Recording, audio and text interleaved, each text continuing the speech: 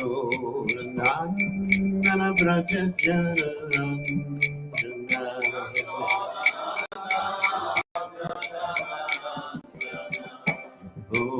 Gunachera Vanachari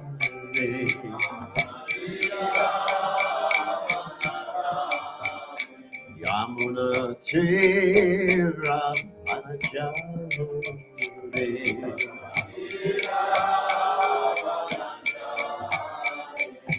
Jai Radha Umar Kunya Vihari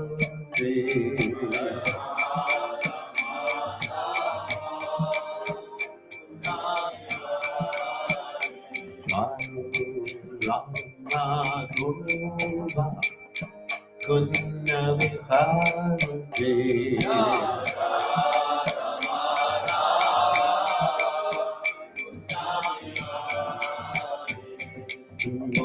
Jana Balaba Girivarudhaji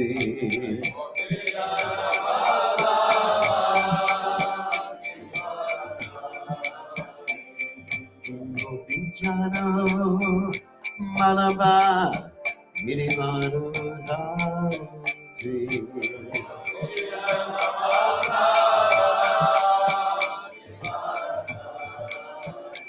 Yasodhanandana Braja Janandana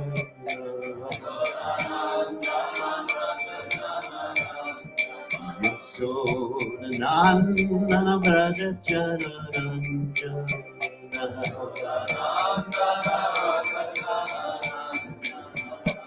Amunachera Manachari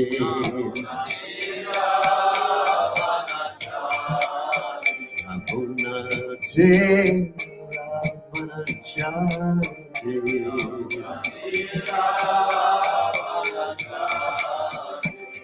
Jai Radha Umarava Kunya Vihari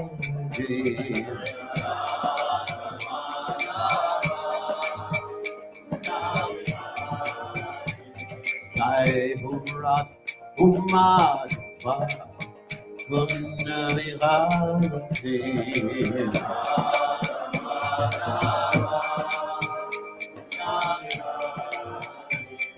Hare Krishna, Krishna Krishna, Hare Hare, Hare Rama, Hare Rama, Rama Rama,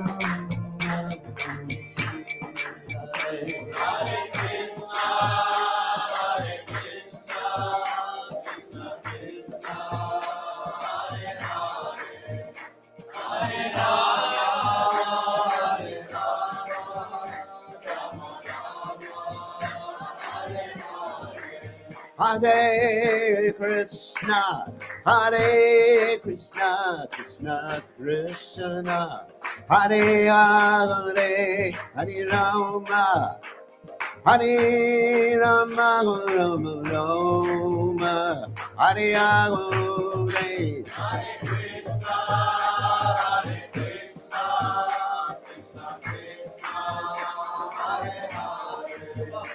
Hare Rama,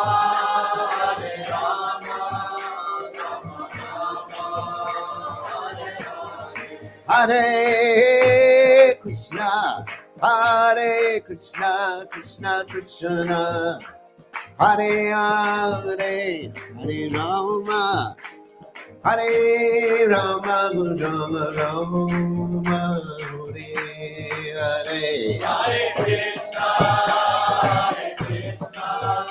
Krishna Krishna,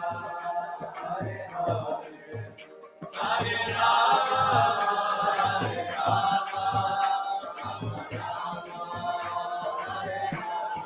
Hare, Hare Rama, Hare Krishna, Krishna Krishna, Hare Hare, Hare Rama, Hare Rama, Rama Rama, Hare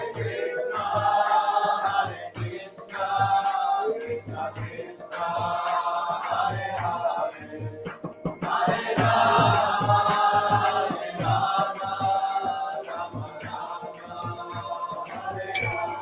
Hare Krishna, Hare Krishna, Krishna Krishna, Hare Hare, Hare Rama, Hare Rama, Rama Rama, Hare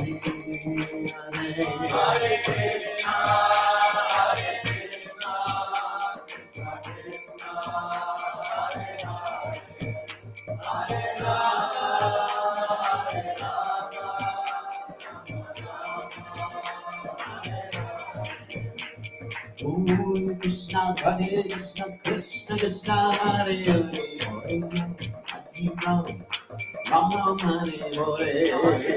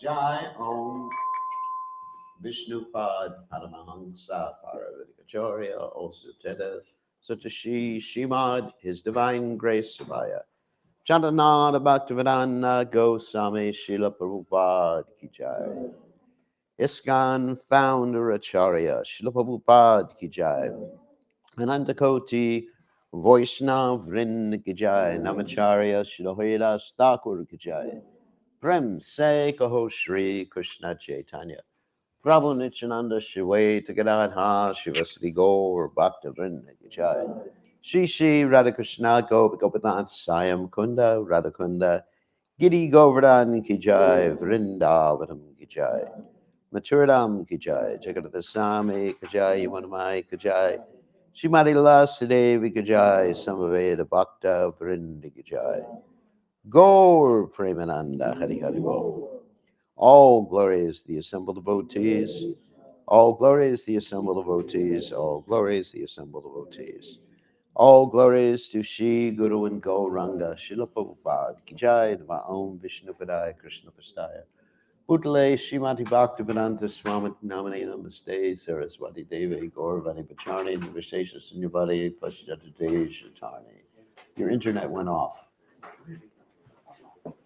So, you know, there's people who are watching right now, so. Is it still on? Let's see if it's. Yeah. Probably just have to leave it right next to me. Yeah. Okay. No problem.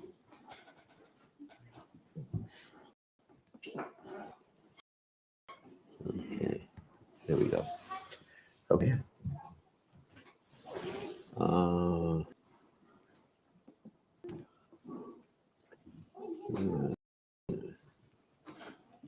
Let's do this again.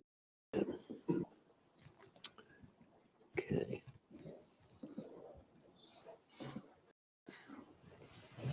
Okay. So today we are reading from Srimad-Bhagavatam, 6th canto, 1st chapter, text 48. Om Namo Bhagavate Vasudevaya. Om Namo Bhagavate Namo Bhagavate Vasudevaya. Om Namo Bhagavate Vasudevaya. Om Namo Bhagavate Vasudevaya. Om Namo Bhagavate Vasudevaya. Oops, let me just fix this thing.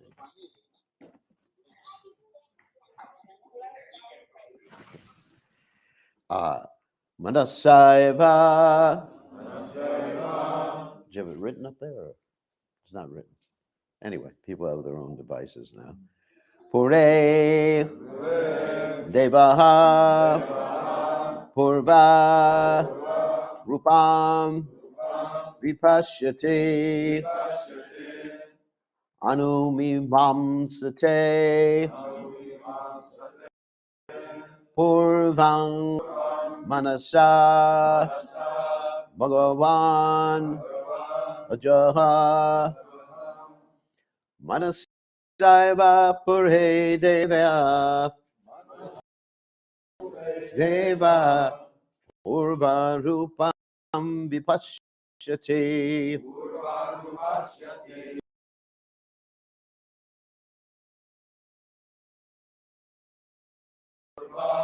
Manasa Bhagavan Ajaha Manasaiva Pure Deva Purva Rupam Vipashyati Mamsate Purvam Manasa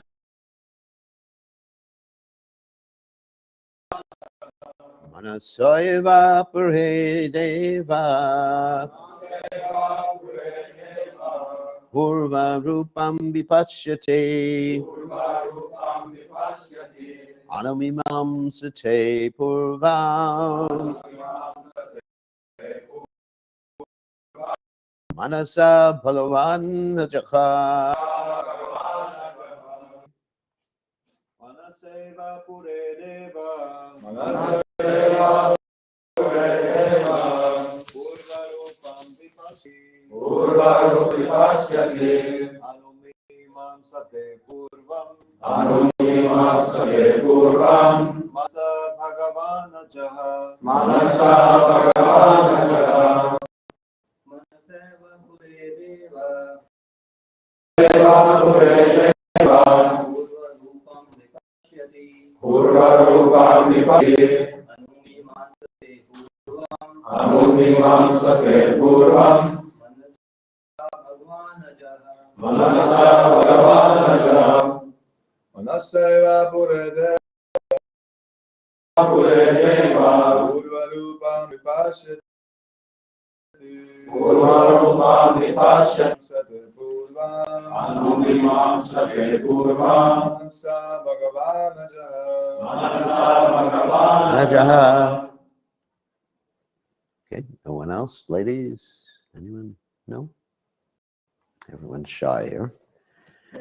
Manasa, Manasa. by the mind. By the mind.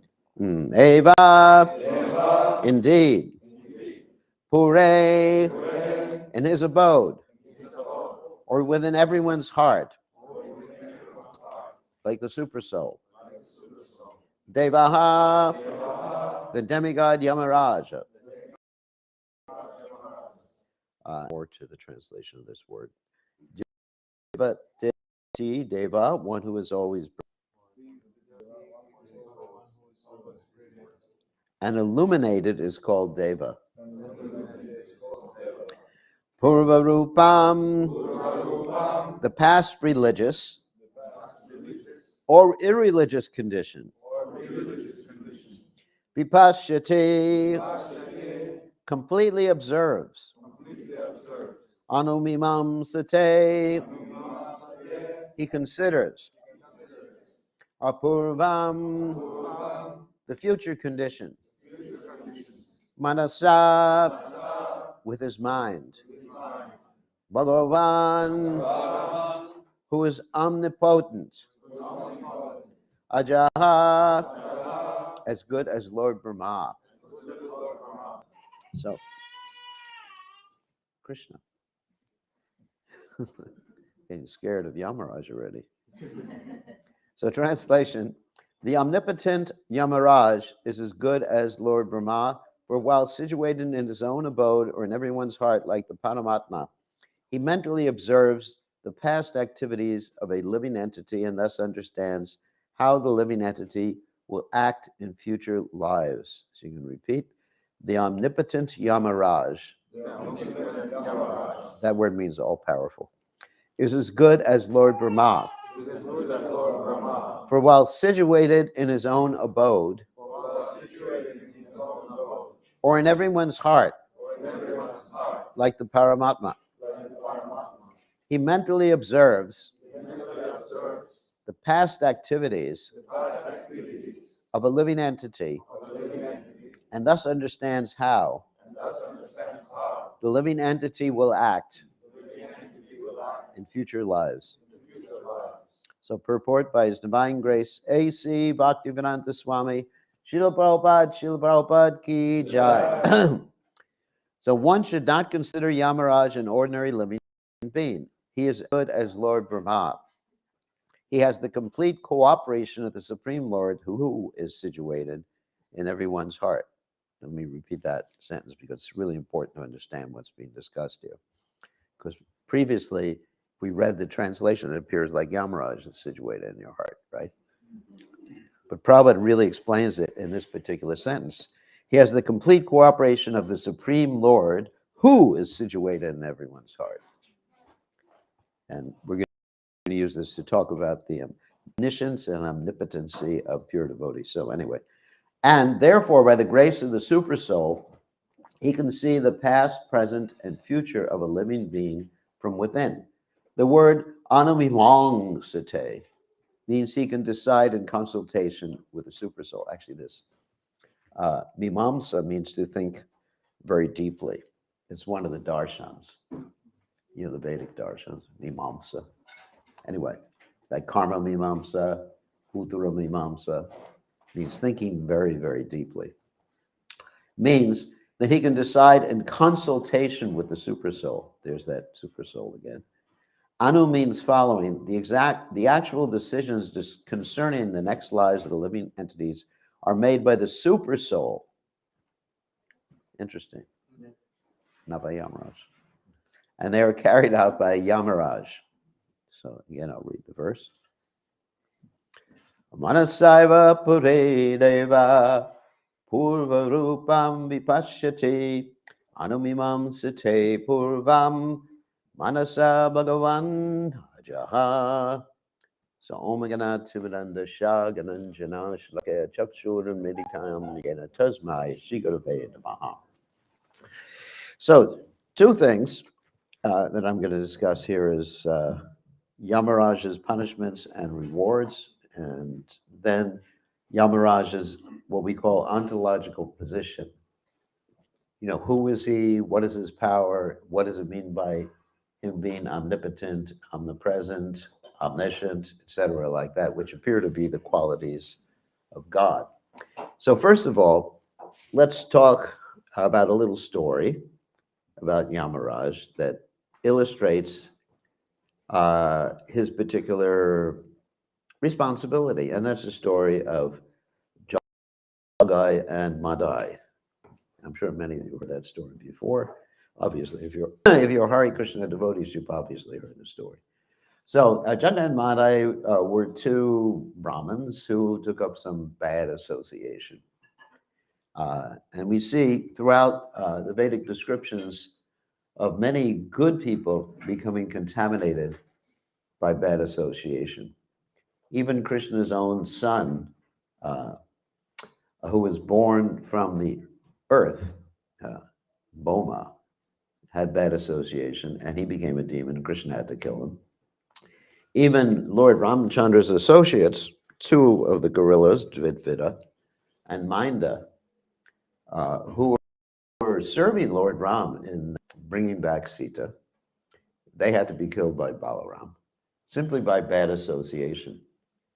And even in the Mahabharata, we find that grandfather Bhishma had bad association in that he ate food cooked in Duryodhana's kitchen, as Srila Prabhupada says. And so he acted irreligiously, even though he is a Mahajan, like Yamaraj. He's one of the Dwadasa Mahajans. So you find this principle of association very important.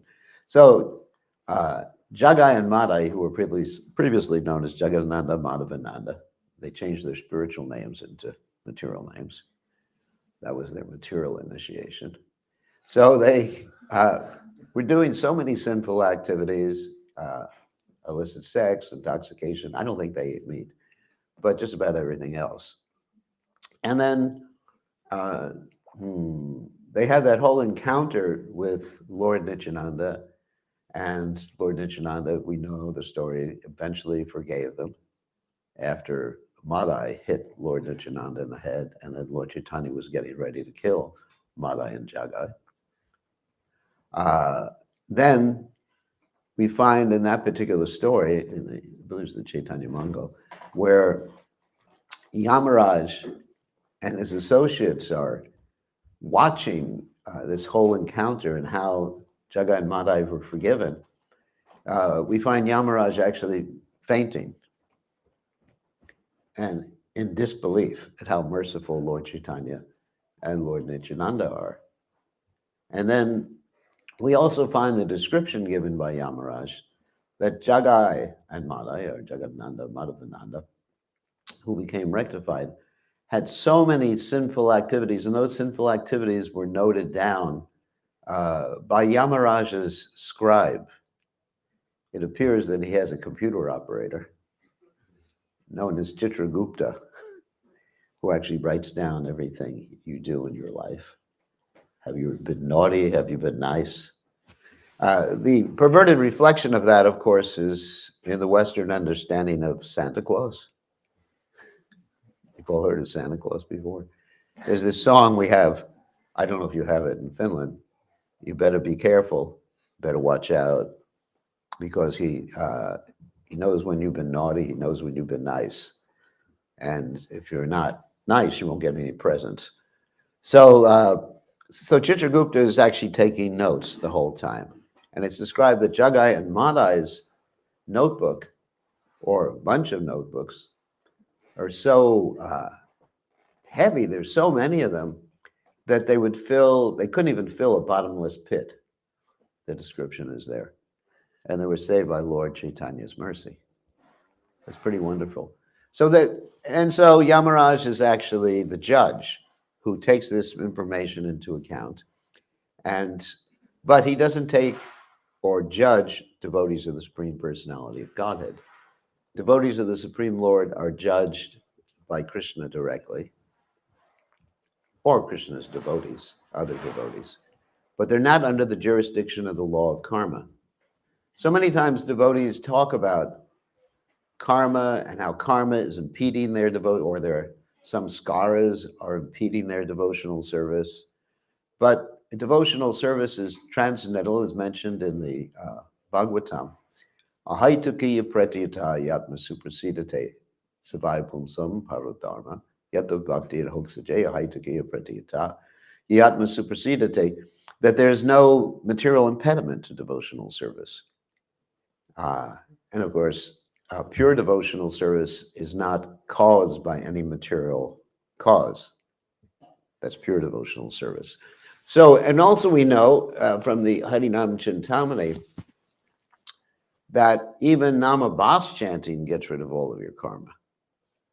Even if you chant as described in the Harinam Chintamani by Haridas Thakur, even if you're being followed by a big pig, if it's a boar, and you're chanting, if you're a Muslim, chanting Haram, Haram, Haram. That means horrible in the Arabic language. Haram, Haram. Then you're getting liberated. There's no more karma, and you're not under the jurisdiction of Yamaraj. So anyway, so we do not worry about karma. And actually, Prabhupada said, one time he said, actually, when you chant and dance for the deities and clap your hands, then all the lines on your hands change. In other words, your karma changes. And I practically observe it. I look at my two hands, left hand and right hand are completely different. And for the ladies, it's the opposite, in case you're interested in palmistry. Then your right hand is what you were born with, the left hand is what you make of it, and with the men, it's the left hand is what you're born with, and the right hand is what you make of it. Got it? Don't worry, I'm not going to read your palms today. So anyway, so by taking up devotional service, we don't really have to worry about what happened in the past. And in fact, Dr. Vinod Thakur talks about this: is don't dwell in the past, don't dwell in the future, just do what's necessary now for serving the Supreme Personality of Godhead, Krishna. So that's Yamaraj's duty, and it's a thankless task. He also awards people too. There's an interesting story in the Ramayana, in the Valmiki Ramayana, how Ravan tried to free some of Yamaraj's people from their punishments. Ravan wanted to challenge Yamaraj because he thought that if he could claim that he has defeated death, or death personified, who is Yamaraj, that he could brag about it everywhere. And Ravana liked to brag. So he went to Yamaloka, and he saw all these suffering souls being harassed by Yamaraj, or Yamaraj's assistants, the Yamadutas. And he freed them for some time, and they were actually worshiping him. Oh, you're so nice, you're our savior. And then he actually directly confronted Yamaraj, and Yamaraj and he were having a fight. And Yamaraj pulled out the Yama Danda, the ultimate weapon that can kill anybody. And then Lord Brahma spoke, and he said, "Don't kill him with this Yama Danda, because I promised that he will not die being killed by a demigod, and you're one of the demigods." So anyway, so as far as the description here, I found it quite interesting in this verse of Yamaraj's omnipotency and not only omniscience, omnipotency. So his omniscience and omnipotency is dependent upon the Supreme Personality of Godhead, the Super Soul. That is his perfection.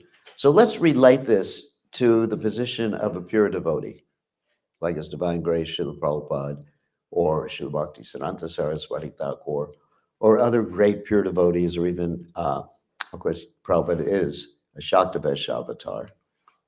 So we oftentimes think that they are omnipotent or omniscient in the same way that the Supreme Personality of Godhead is.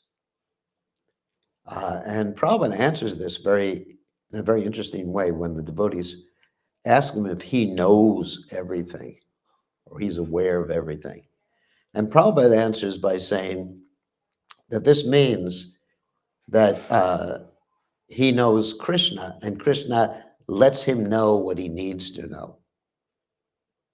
This is an interesting statement, because we sometimes talk about the perfection of a pure devotee.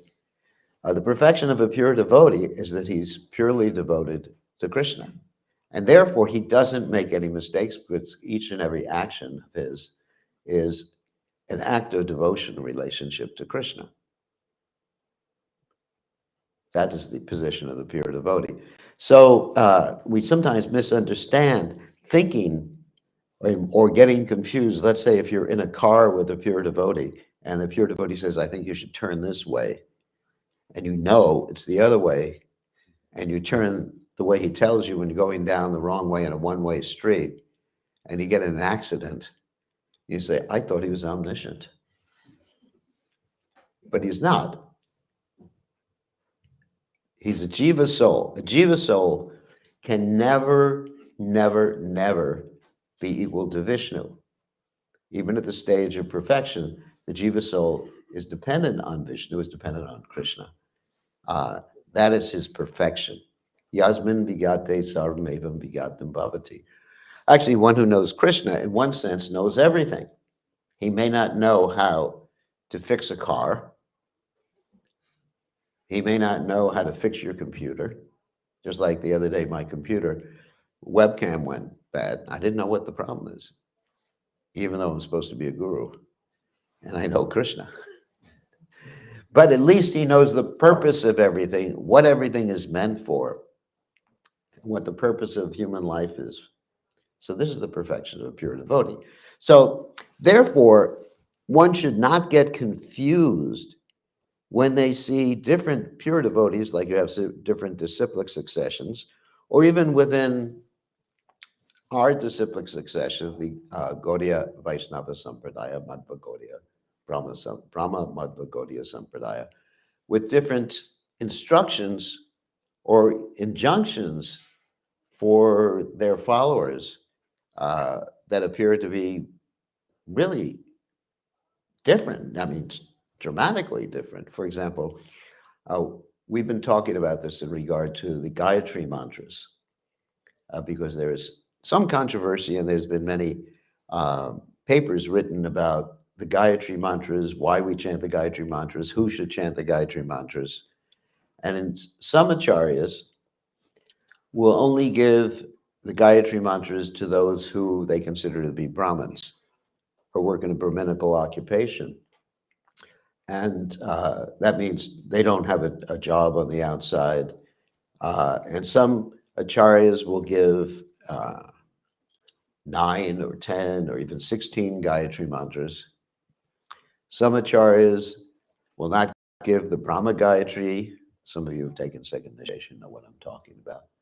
So what's happening here? Who is right and who is wrong? There is no right and wrong. There's application by the acharyas according to time, place, and circumstance. And it is the duty of the devotees in each particular branch of the sampradaya to follow their acharya.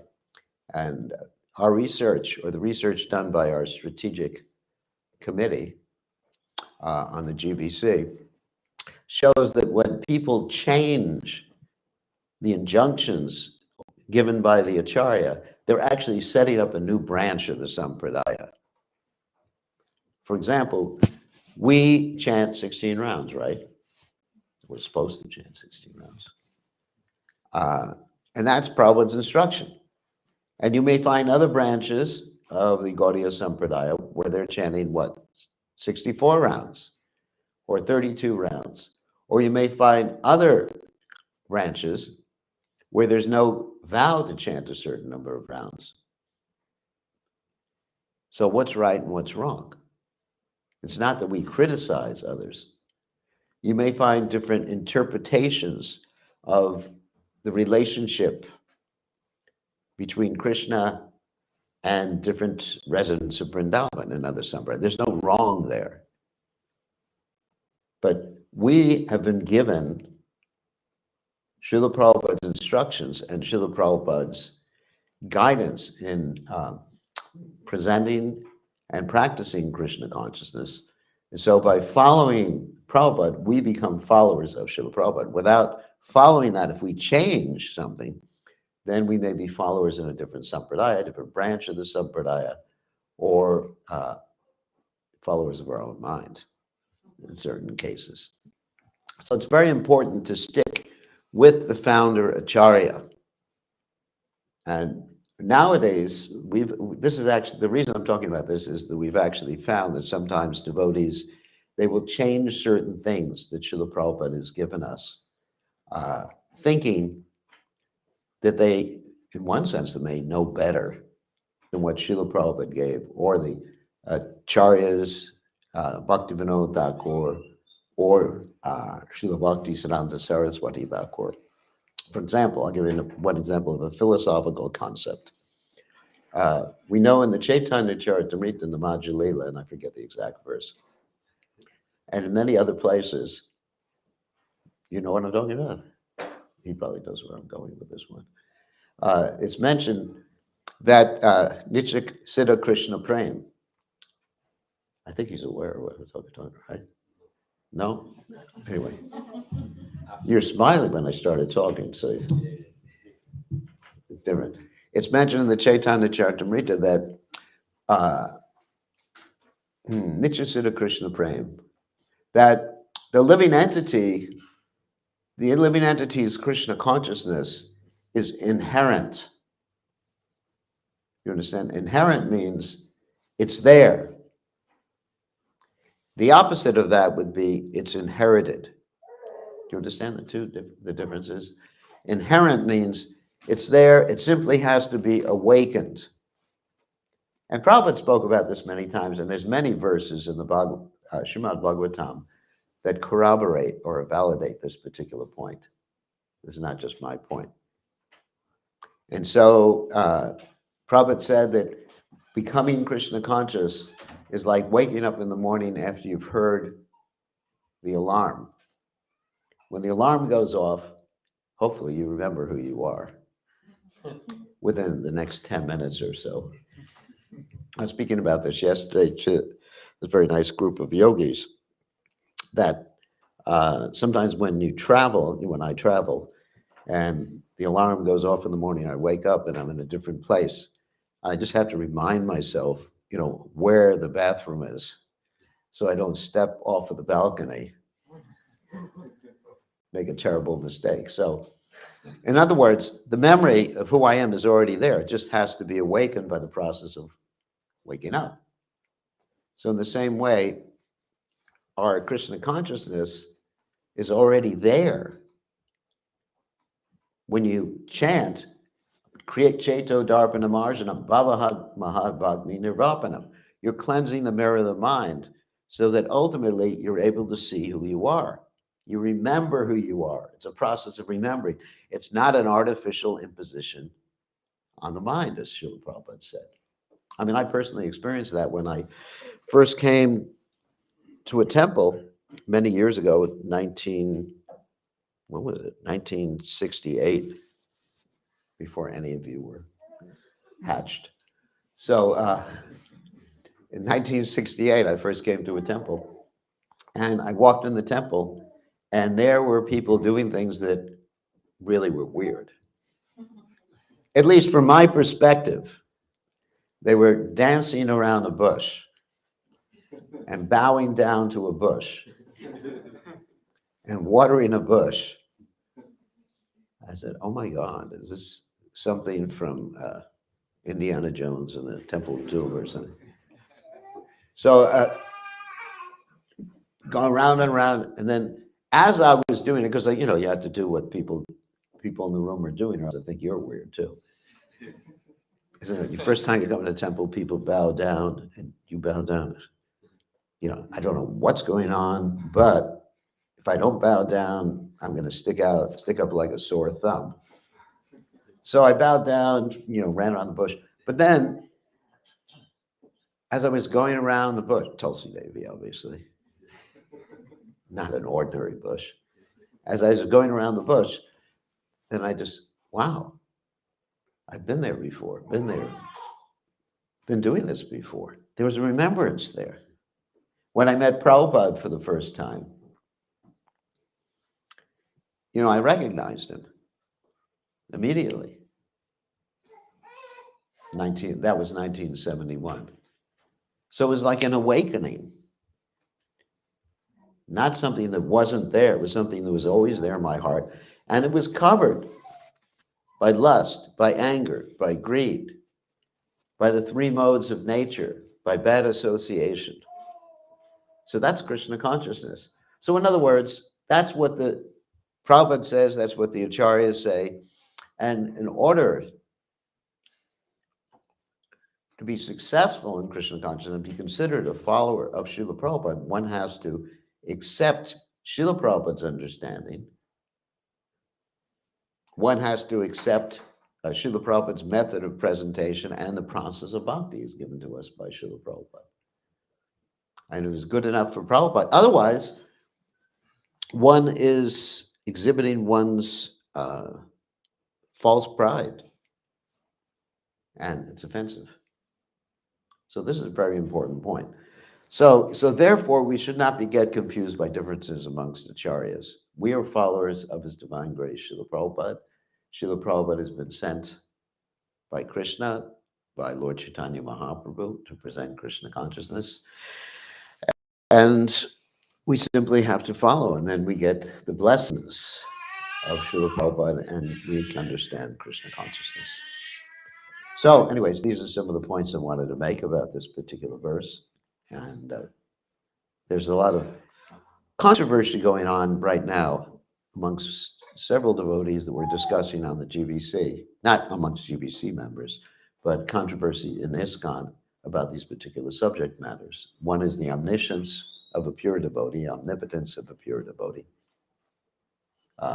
Because we see that sometimes Prabhupada would be expressing his opinions about things that weren't absolute. Like Prabhupada said, for example, one time, he said, potatoes are the king of all vegetables. That's Prabhupada's. Prabhupada is a person. He has a right to his opinion. But then other times Prabhupada was speaking from the absolute platform. So like Krishna also has a right to his opinion. He's a person too, right? Isn't Krishna a person? But what Krishna does, everything Krishna does is absolute, obviously. But Krishna is also an individual person. He has his likes and dislikes. So Prabhupada also is an individual person with his likes and dislikes. So anyway, these are some of the things we're discussing now. So any questions or comments about any of these points? Yes or no? Maharaj, we've heard that there are personalities called Trikalagya, how it is related to omniscience. A Trikalagya means that they're in contact with Krishna. Trikalagya means they know time, past, present, and future. And that means they know Krishna, because one who knows Krishna, it's like that verse I just quoted. Yasmin vigate sarvam evam vigatam bhavati. One who knows Krishna knows everything. So it's not that a pure devotee can tell you, like if you ask him, who's going to win the next election? You know, he's not like, what is that, gypsy with a crystal ball? I mean, you have some gypsies here, you know, look into the future. He's not omniscient like that. Trikalagya means he knows Krishna. See, it's a really important philosophical point. Otherwise, one can get confused and lose their faith, because if their faith is based on the point that the pure devotee is equal to Vishnu, you know, in terms of his omniscience, then they will actually observe at a certain point that he's not equal to Vishnu in terms of omniscience. And then they will lose faith. So if faith is based upon an improper philosophical understanding, then it'll be a real challenge for a devotee. And I've seen that. I mean, like even Prabhupada talks in the Bhagavatam, how different acharyas have different opinions about certain things in the Bhagavatam. So they're acharyas, they're pure devotees. Prabhupada says this acharya says this acharya said this pastime happened during a different kalpa. What do you do with that? They're both acharyas and both pure devotees. How do you cope with that particular statement? But an acharya never deviates with the siddhanta, with tattva or siddhanta. Tattva or siddhanta. Tattva means basically knowing the relationship, the sambandha, the relationship between the different tattvas. Tattva means like Jiva Tattva, Vishnu Tattva, Shakti Tattva, like that. Vishnu Shakti Para Prokta She Shakti Kintata Para Avilyakama Sanganya Tritiya Shakti Ishate. Knowing the relationship and the identity, what we call the ontological position, which means the identity of the different tattvas. And the pure devotee does not make mistakes in any way. It's not relative when he's talking about Ras theology. But in other aspects, the pure devotee is allowed to be a person, right? I mean, otherwise, if you just see a pure devotee make a mistake driving a car or walking down the street in the wrong direction or giving the wrong direction, then you'll get confused. Even such an ordinary thing like that. I'm a devotee, so I'm not speaking from like my personal experience of realization on that. But I do know that that pure devotees are entitled to their opinions about things that are not on the absolute platform. It's controversial. It's controversial, but I think it's important for the devotees to understand that particular philosophical point. So, any other questions? Yes, Rajiv. Lecture. I was thinking about association in Grihastha life and how, like, for example, in work situations, you can't always choose your association, and it might be bad association. How to handle with that situation? How to handle the bad association? Because obviously, if you're working, I'm just reiterating or restating your question. Obviously, you're working or dealing in this world in a practical way, that you may have to associate with people who are not the best association, who are in different modes of nature. I would say that one should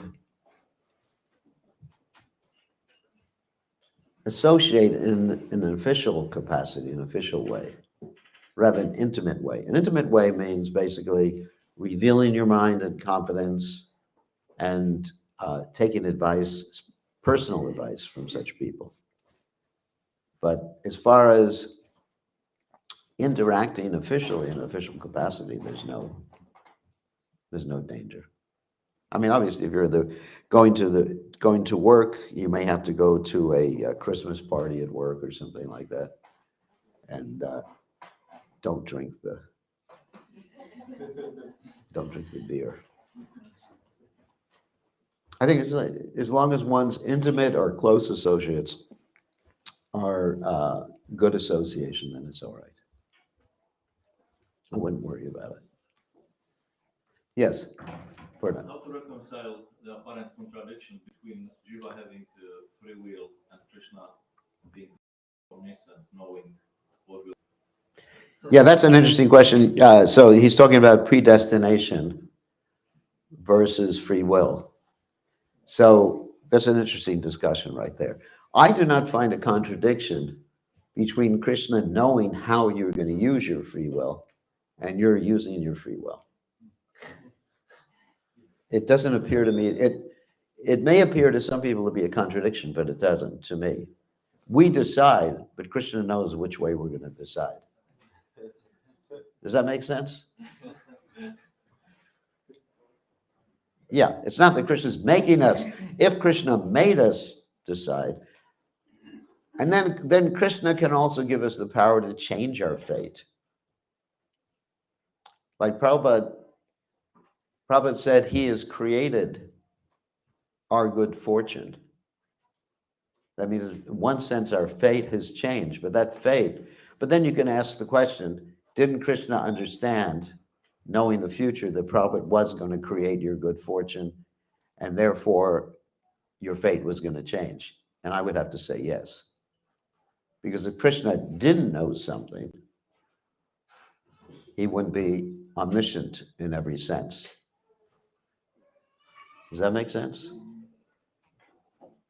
It's not that Krishna is making you decide, but he knows how you'll decide. And Krishna is beyond the time factor too. See, normally when we're thinking, yeah, we can blow your mind. Normally when we think about things, we think in terms of our own experience of this world in the time factor. We're always at present, obviously, but we're moving towards the future. But Krishna is beyond time, beyond material time. What does that mean? I mean, if you understand it, let me know. Please explain it to me. I mean, I know what it means, the words mean. But Like we were talking about yesterday about Krishna's nature and the nature of all the expansions of Krishna, the avatars and incarnations, avatars, whatever. And Vishnu's relationship with Krishna and Krishna's relationship with Kurma and Matsya and Varaha and Lord Ram and Balaram. Are we worshiping many gods? No. What we're doing is worshiping one God who is appearing in unlimited circumstances, manifesting different aspects of his personality in different features, in unlimited circumstances, unlimited times, unlimited universes, and all that simultaneous. Can you really grasp that? I can't. I mean, theoretically, yes. But practically what it means, Dvaita Chuta Nadi Urananta Rupa Madhyam Purana Purusham Navayovanam Cha Vedeshu Durlabhama Durlabham Atma Bhakto Govindamadi Purusham Tamaham Pajami. Krishna is one, Advaita. He's infallible, Achyuta. Ananta Rupam, he has unlimited forms, unlimited manifestations, but they're all the same person. He's Advaita. The example Prabhupada gives is that there's a man who goes to the office and he has certain relationships and he looks a certain way. He may wear a tie and a jacket at the office. And then when he comes home, he has different types of relationships, hopefully more intimate relationships at home than he has in the office, because otherwise his marriage wouldn't work out too well. So, but he's the same person. The dress is different, the appearance is different to a certain extent. Or let's say an actor on a stage, someone who acts in a movie or on a stage, he changes his whole appearance, but he's the same person. So Krishna in his various pastimes manifests his appearance, different aspects of his personality, but the complete manifestation of God's personality is as Krishna in Vrindavan. But it's all simultaneous. He's the ultimate multitasker. You understand? Try doing that. Multitasking like that. So it's inconceivable. Achintya. That's the nature of God. He's achintya. And he knows what's happening in everyone's heart. He knows everything. He knows what's happening in every atom. How many atoms are there in this room? How many? Do you know? Charya? You haven't counted yet. How many cells in the body? Something trillion, like 100 trillion or something. And in each and every cell, there's billions of different actions going on in each and every cell of our body. And Krishna is aware of all that. It's one body, and so many bodies, so many atoms, and so many universes. And we think we're important. Isn't it? All this is going on, Krishna's aware, and here we are sitting in a corner of some small universe. We only have 4 heads on Lord Brahman, our universe. Tiny universe. And we're sitting in one city, in one house, and thinking, I'm Pure Krishna Maharaj. I'm important. It's not, the whole thing is just so inconceivable. Even one thing that I'm doing right now is studying microbiology. The reason I'm studying microbiology is not that I want to be a doctor. I'm in the wrong occupation. The reason I'm studying microbiology is to put together presentations about how evolution is impossible. Material evolution as understood by the Darwinists is impossible. So it's helping me with my preaching.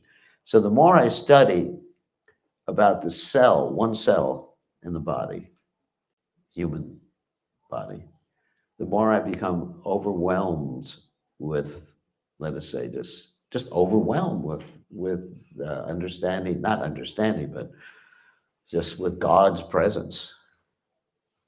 When I see the complexity the impossibility of this cell or any aspect of the cell coming about by chance, then it so much impresses me that I just become overwhelmed. So God is inconceivable. If he was conceivable, he wouldn't be God. But he's lovable, that's the point.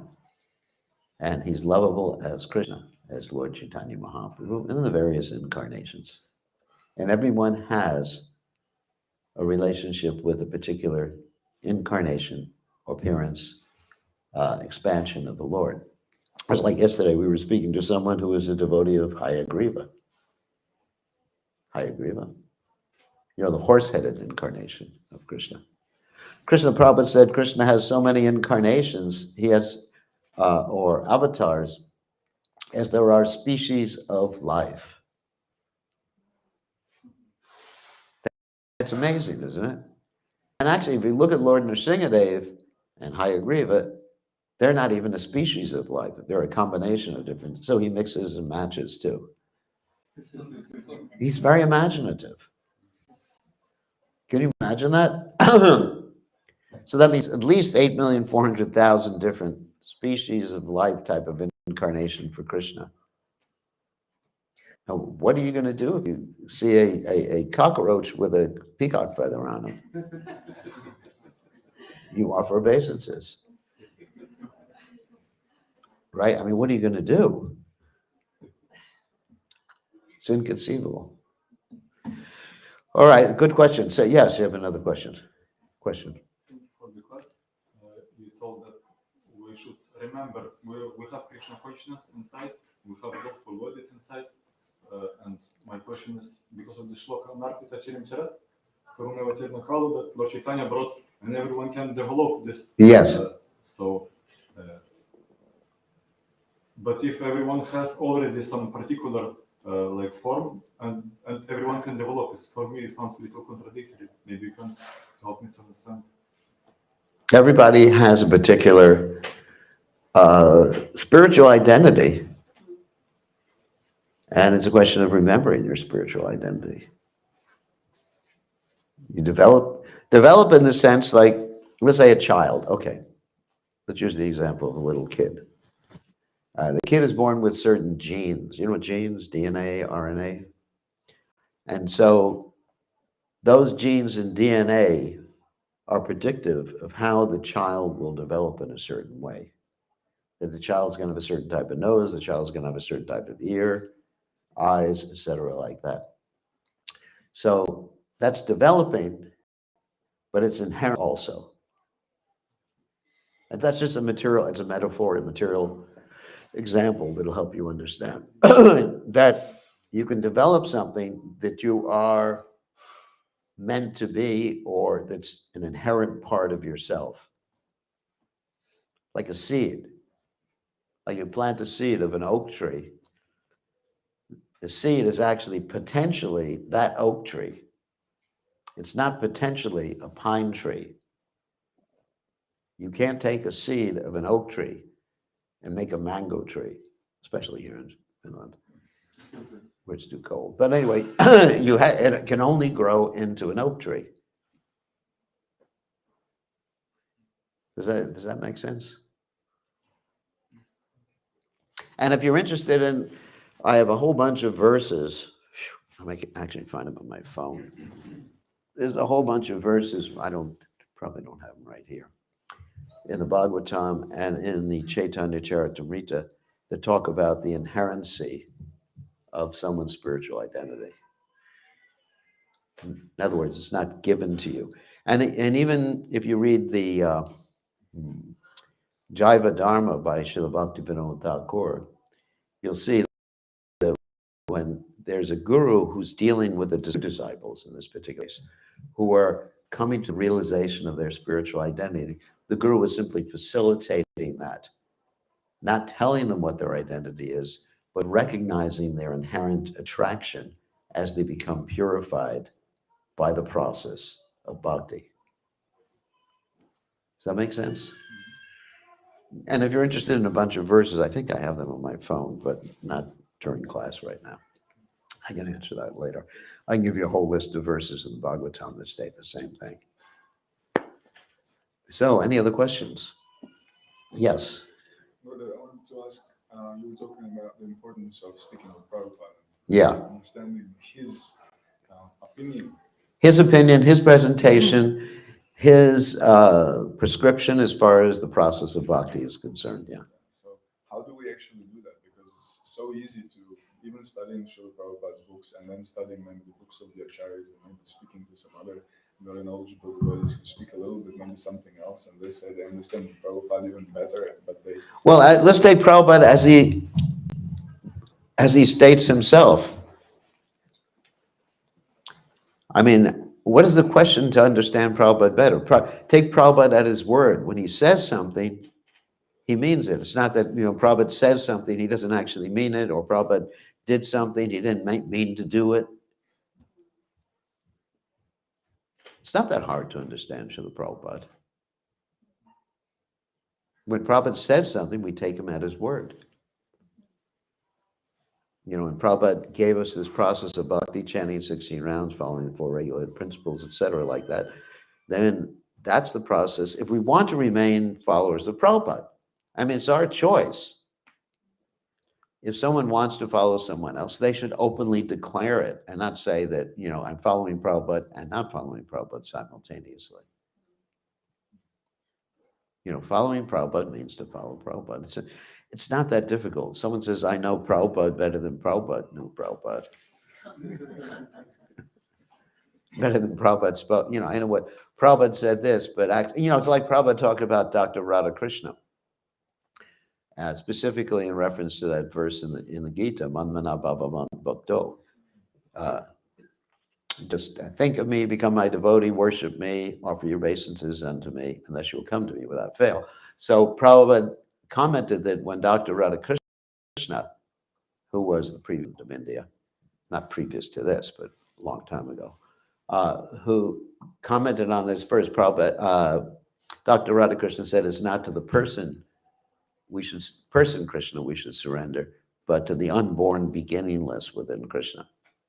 So they're actually taking an indirect interpretation of what Krishna said. And according to the Vedic rules of interpretation, you're supposed to take the direct interpretation unless the direct interpretation doesn't make sense. The example given in the Vedas is, let's say if the direct interpretation doesn't make sense, he gives an example of this. If you say, go to so-and-so's house on the river, then the direct interpretation is the house is on the river. It doesn't make sense. So you understand it's on the side of the river, on the bank.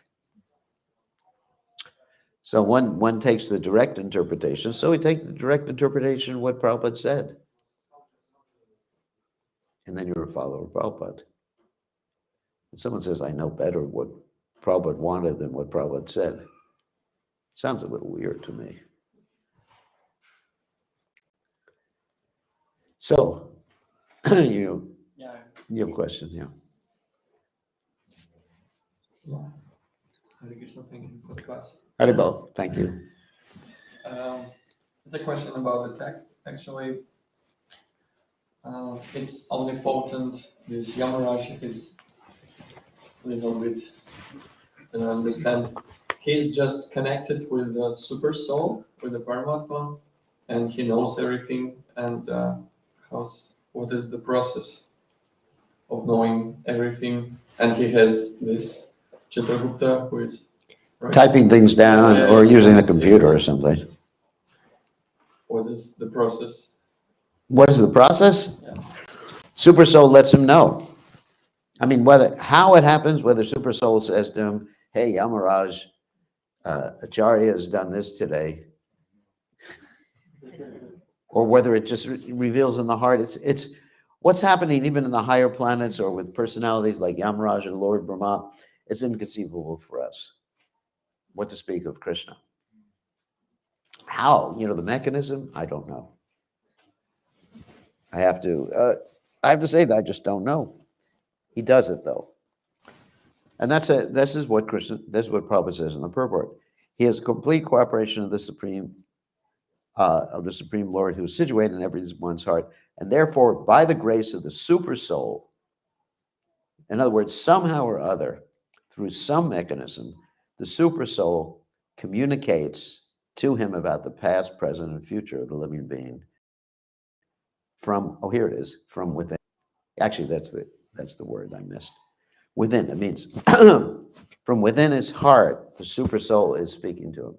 And because he's a pure devotee, he's able to hear directly what the super soul is saying. Whereas ourselves, not being pure devotees, cannot understand what the super soul is saying. We oftentimes think that the super soul is telling us to do something, when in reality, he's saying something else, and we're ignoring him. We used the example yesterday in our discussion that sometimes people of certain religions will say, God is in my heart and he's telling me what to do. And so sometimes I ask the person, all right, so why do you drink? And they say, well, God says it's okay. I said, well, God in my heart is saying something different. So let my God in my heart speak to your heart and have to work things out. So yes, therefore we need the guru, not only in the heart, that's called Chaita Guru, but we need the external guru or the association of devotees. We're not just talking about Diksha Guru here. We're talking about advanced devotees, Siksha gurus, who can actually guide us in Krishna consciousness. Prabhupada described that, giving the example of a bunch of sticks. He said if one stick is by itself, it's easy to break it. And if you put a bunch of sticks together, like 100 sticks together, you can't break them. So if we stay in the association of devotees and reveal our minds to devotees, then we'll be safe and secure in Krishna consciousness. So then you'll know what Super Soul is saying. So if you have any question, what does Super Soul want me to do? Does Super Soul want me to go on Sankirtan or go to sleep? Then, and then you ask the other devotees. Take shelter of the devotees. Does that make sense? Yes. I have one small question. Okay. Hare Krishna Maharaj. Krishna. Hare Krishna. So I have a question about changing things and, towards following Prabhupada, and it's more specific to changing mantras. I'm talking about Tulsi Pranam, because I have like a guide where I learned this line Vishnu Bhakti Pradadevi, right? And All right, here we go. I have heard the devotees Say Krishna Bhakti Pradedevi. yes, and so I did ask the question, why it is so. Maybe I'm not chanting. I also asked the same question. What? How did it become Krishna Bhakti? Yeah, they said that Vishnu is Krishna, so we can change it. No, but it's the way Prabhupada gave a mantra. Actually, I'm really strict, as you can probably tell in my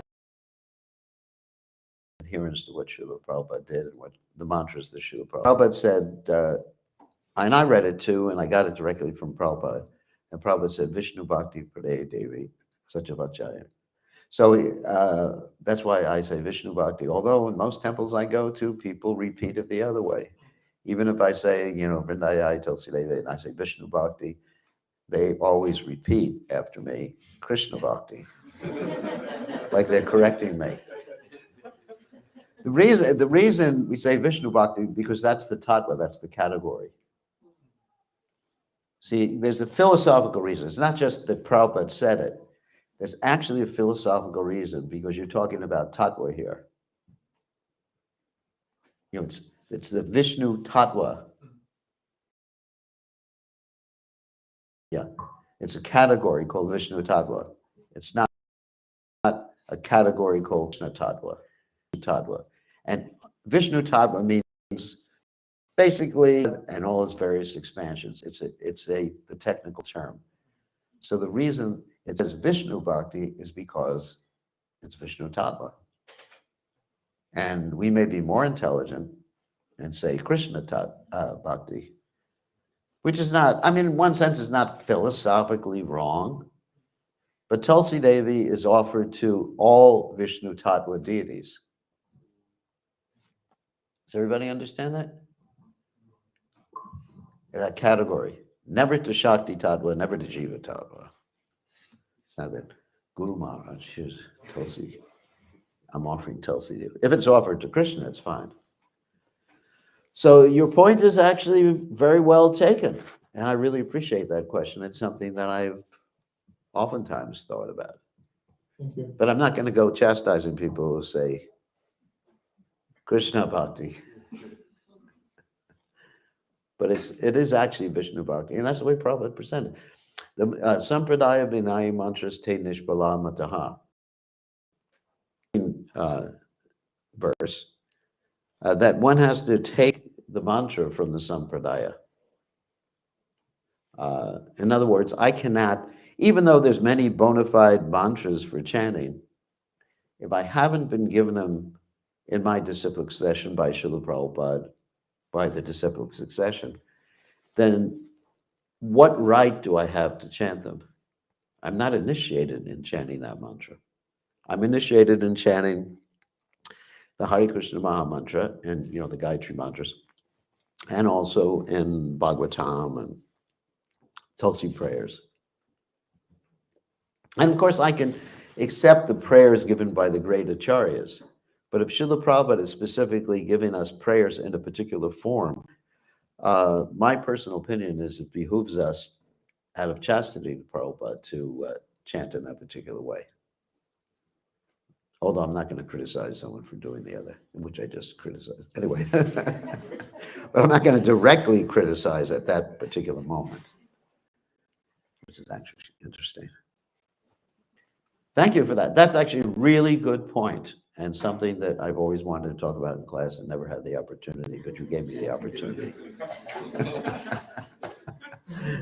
Because I didn't want to offend anyone, but you gave me the opportunity to offend. Yeah. I wanted to ask, since we were talking about technology,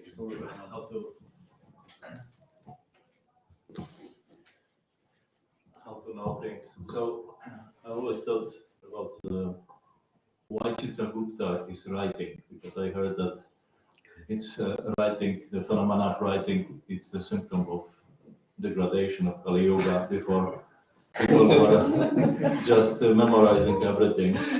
So why? What does it mean that Chitragupta is writing? Why to go backwards? Just for us. It may be allegorical. It may be allegorical that he's just writing in his mind, or I don't think he's taking a pen and a paper or a computer, or or dictating into his cell phone.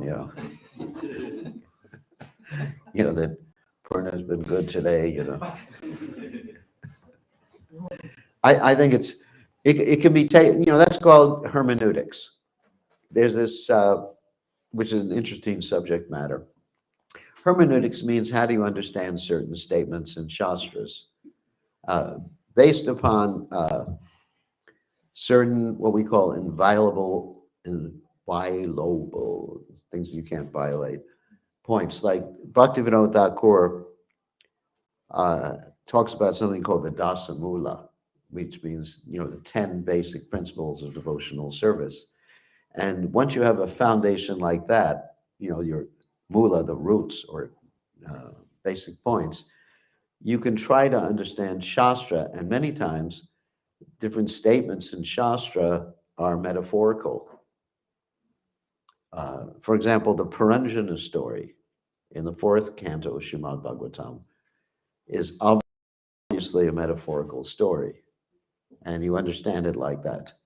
So therefore, yes, so it's a science of hermeneutics, of understanding things, and you have certain hermeneutical tools And in ISKCON, we do that with Srila Prabhupada's statements, which are our Prabhupada's position, Prabhupada's statements were hermeneutical tools. And then also you have observable phenomena, which is another source of evidence. So anyway, it's a little complicated. So yeah, I do not think he's writing with a pen and paper. And I do not think he's using an Apple computer. I rather think he would use a Microsoft product.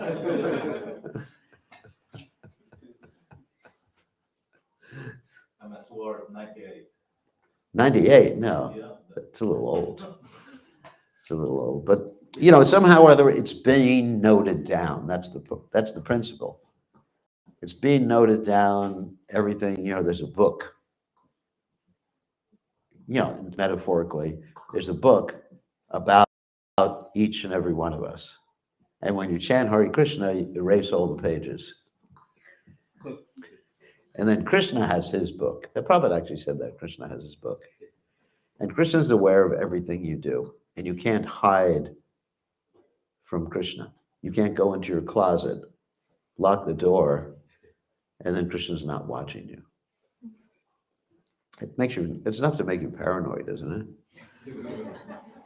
That everything I do, every website I visit,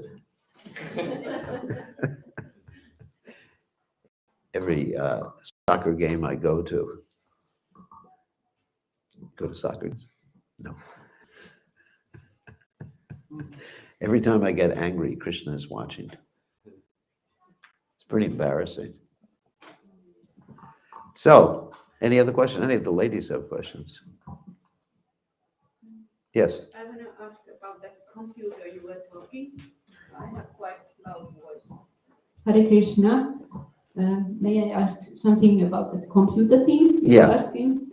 So, which is recording everything. So, how about about past life?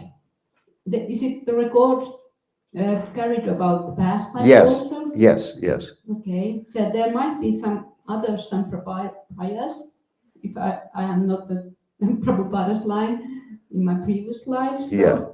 That's possible. Yes.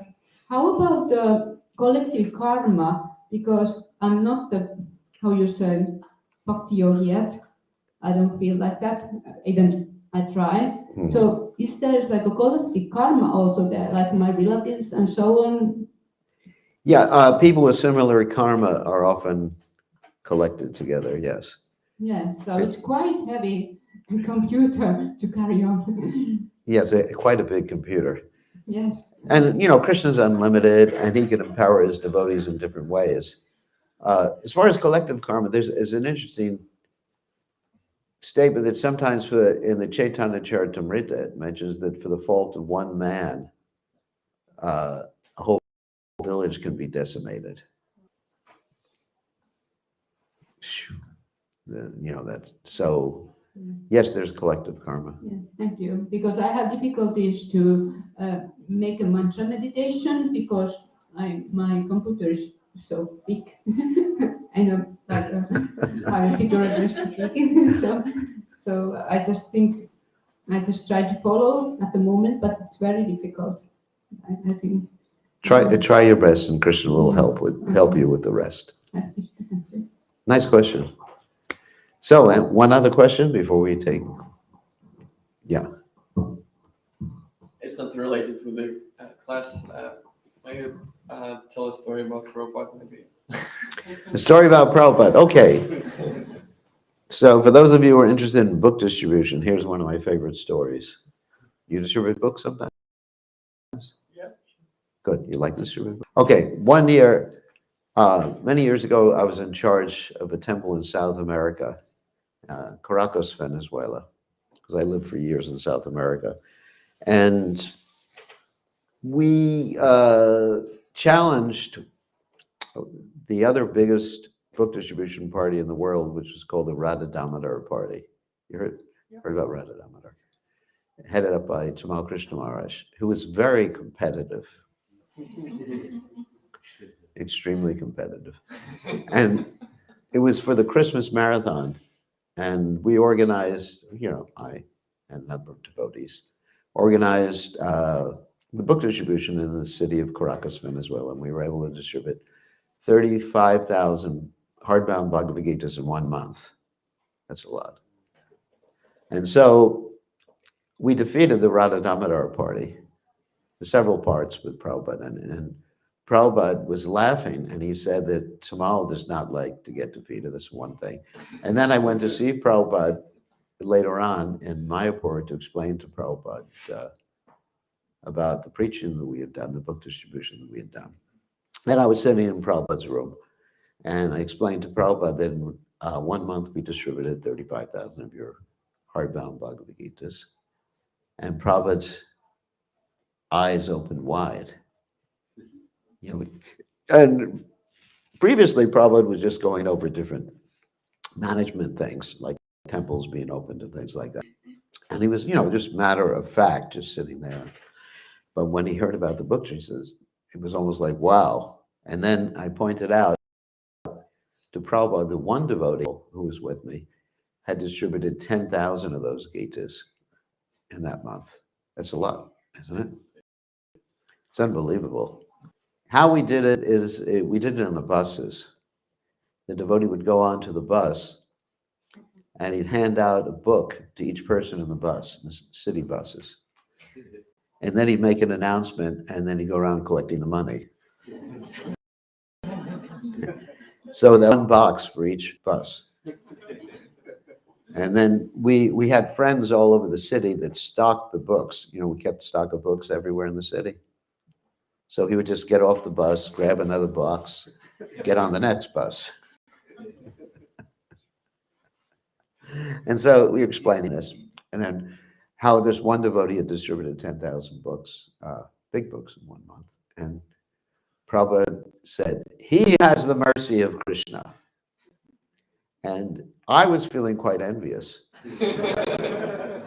because I was the temple president. I was in charge. I was the brains behind the operation. Didn't I deserve some credit? All these things were going through my mind. And Prabhupada, here I am, And Prabhupada looked and he saw it. He understood, being Trikaligya. He understood what I was thinking, and he said, you all have the mercy of Krishna. I breathed a sigh of relief. But then Prabhupada said something, just a, final zinger, so to speak. He said, but the gopis are considered higher. So in other words, yes, you get the mercy of Krishna, but someone who actually goes out and takes the trouble to distribute books gets special mercy. So I accepted it like that in a humble way. So that was one story about Prabhupada.